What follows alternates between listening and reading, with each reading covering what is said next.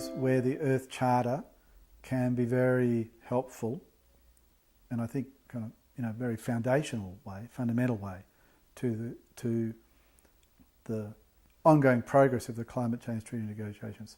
First, as a declaration of our shared values and universal responsibilities, the Earth Charter gives us a very rich and broad definition of the community for whom we're morally responsible for the consequences of our actions. And the Earth Charter uses this term, the greater community of life. It includes all the people in the nation that we're from. It includes people in other nations. It includes other species with whom we share Earth as home. And it certainly includes future generations.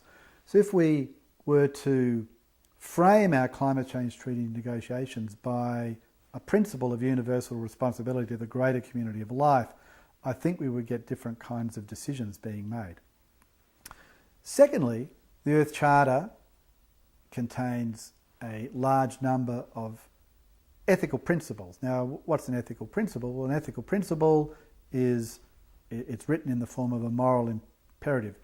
It doesn't tell us what to do, but it tells us what we need to be thinking about doing when we're making decisions. So when we're deciding about what's the right or wrong thing to do regarding our ethical responsibilities, the Earth Charter principles can help guide us in those decisions.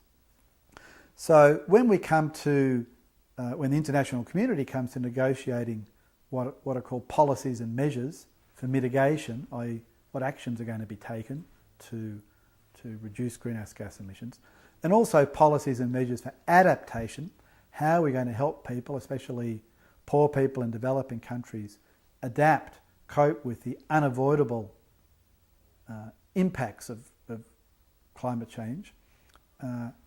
When we consider the policies and measures that are going to be brought about, we can use the Earth Charter principles to guide those policies and measures and evaluate them and make sure they're going to do what they say they're going to do and avoid what we call perverse outcomes.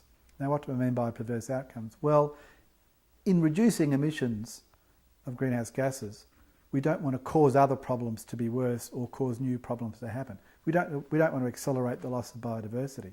We don't want to accelerate poverty. We don't want to have more poverty. We want to reduce emissions of greenhouse gases in a way that does not make these other problems worse. Actually, if we're intelligent about it, we can come up with policies and measures for mitigation that will have co-benefits. As well as reducing greenhouse gas emissions, they will help protect biodiversity. As well as reducing emissions of greenhouse gases, they will help alleviate poverty. The same applies to adaptation. In trying to help people adapt to the impacts of unavoidable climate change, we want to make sure we don't create other problems. In addition, as we start to implement measures for both mitigation and adaptation, we need to evaluate, assess what we're doing and make sure we're achieving the co-benefits, avoiding perverse outcomes and actually solving the problem. And again, the Earth Charter principles can be used to help in this kind of ongoing assessment.